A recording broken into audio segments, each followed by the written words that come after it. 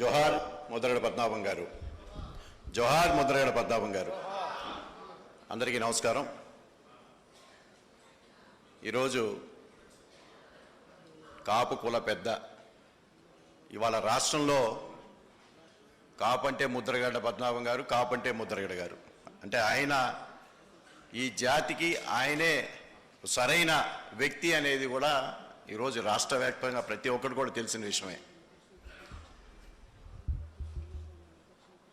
చాలామంది రాజకీయాల కోసం కులాన్ని వాడుకున్నారు, కానీ ముద్రగడ పద్మనాభం గారు రాజకీయాల కోసం కులాన్ని వాళ్ళ ఇప్పుడు కూడా మనం చూసాం.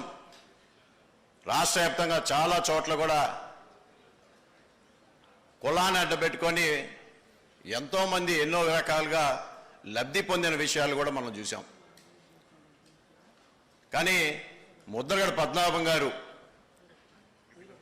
ఆయన జీవితమే కాపులకి అంకితం అయ్యారనే దాంట్లో ఎటువంటి సందేహం లేదని చెప్పి ఈ సందర్భంగా మీ అందరు కూడా తెలియజేస్తా ఉన్నా. ఆయన జీవితమే పణంగా పెట్టారు కమ్యూనిటీ కోసం.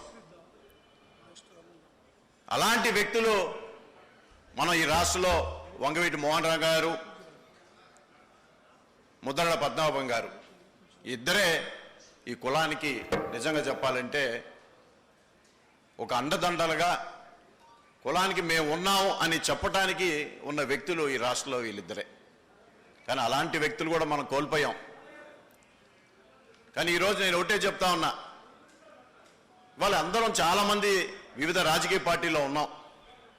ఏ రాజకీయ పార్టీలో ఉన్నా కూడా నేను మిమ్మల్ని అందరూ కూడా ఒకటే కోరుతా ఉన్నా, ముందు మన వాళ్ళని మీరు పైకి తీసుకొచ్చే ఆలోచన చేయండి. మన వాళ్ళకి సహాయ సహకారాలు అందించే కార్యక్రమాలు చేయండి. అంతేగాని ఎవరికో మనం పల్లకి మోసే పనులు చెయ్యొద్దని చెప్పి కోరుతా ఉన్నా. ఎందుకు చెప్తానంటే క్షేత్రస్థాయిలో పనిచేసిన వ్యక్తులు మేము అందరం కూడా. ఇందాక చెప్పారు ముద్రగడ పద్మనాభం గారి గురించి మాట్లాడాలంటే ఆయనకి నాకు ఒక ప్రత్యేక అనుబంధం ఉంది. దాదాపు 20 సంవత్సరాల క్రితం ఆయన నాకు క్షణంగా ఒకసారి ఫోన్ చేయటం జరిగింది. అప్పటికి నాకు పెద్దగా పరిచయం లేదు. వారు ఫోన్ చేసి విజయకృష్ణ హోటల్కి రావడం జరిగింది.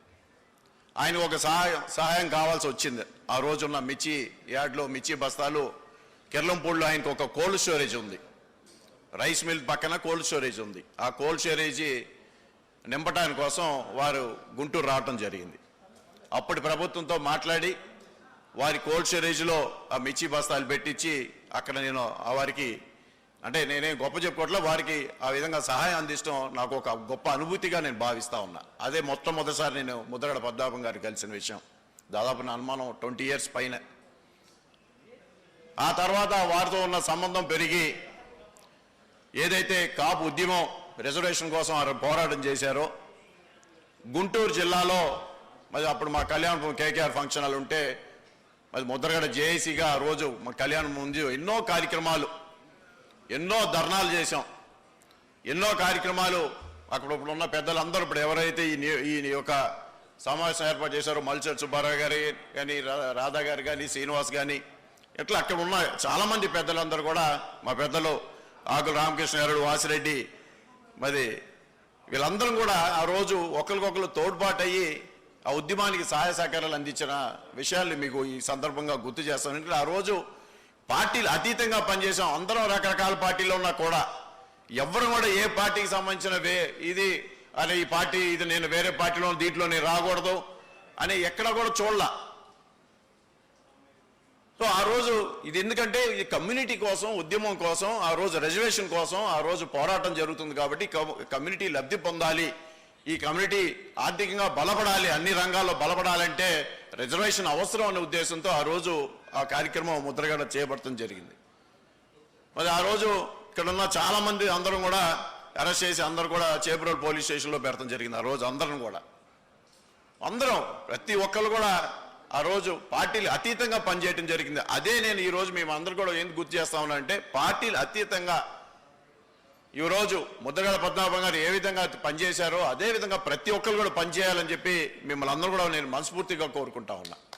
ఎందుకంటే ఇది ఆ విధంగా చేయకపోతే మనకైతే చాలా కష్టం.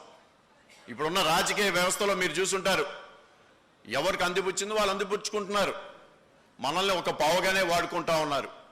కానీ ఎప్పుడైతే మన కళ్ళు తెరుస్తామో అప్పుడే మనకి మన సాధ్యత ఏదైతే మనం అనుకున్నామో అది సాధ్యపడిద్ది అనేది ఈ సందర్భంగా మిమ్మల్ని అందరూ కూడా కోరుతా ఉన్నా. ఇవాళ ముద్రగడ పద్మనాభం గారు నిజంగా చెప్పాలంటే మరి ఆ రోజు ఆయన ముద్రగడ జేఏసీ చేసిన తర్వాత తుని మీటింగ్కి అందరూ కూడా వెళ్ళటం జరిగింది.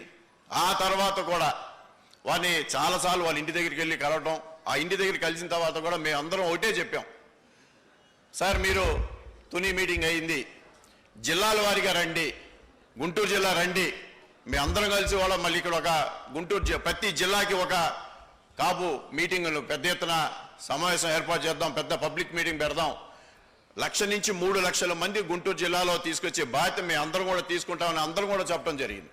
ప్రతి జిల్లాకి ఒక మీటింగ్ ఏర్పాటు చేయండి, ఆ ఉద్యమాన్ని ఇంకొద్దిగా కొనసాగిద్దామని చెప్పి ఆ రోజు చెప్పడం కూడా జరిగింది.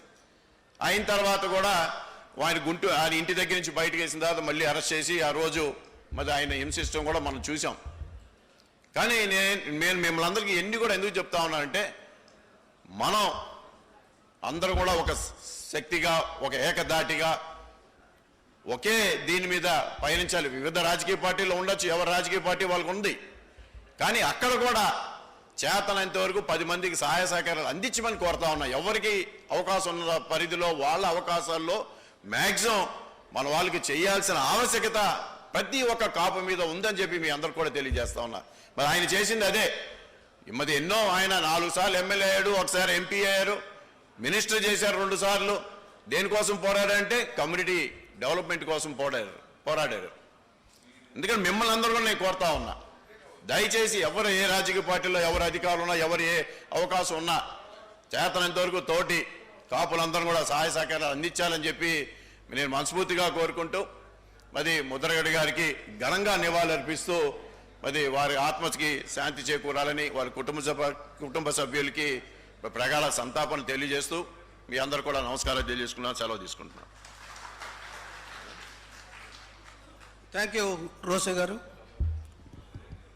క్రోసూరు మార్కెటింగ్ యార్డ్ మాజీ చైర్మన్ జాలయ్య గారిని 2 నిమిషాలు మాట్లాడవలసిందిగా కోరుచున్నాం. పెద్దలు వారు కూర్చోలేని పరిస్థితిలో ఉన్నారు, 2 నిమిషాలు మాట్లాడవలసిందిగా కోరుచున్నాం.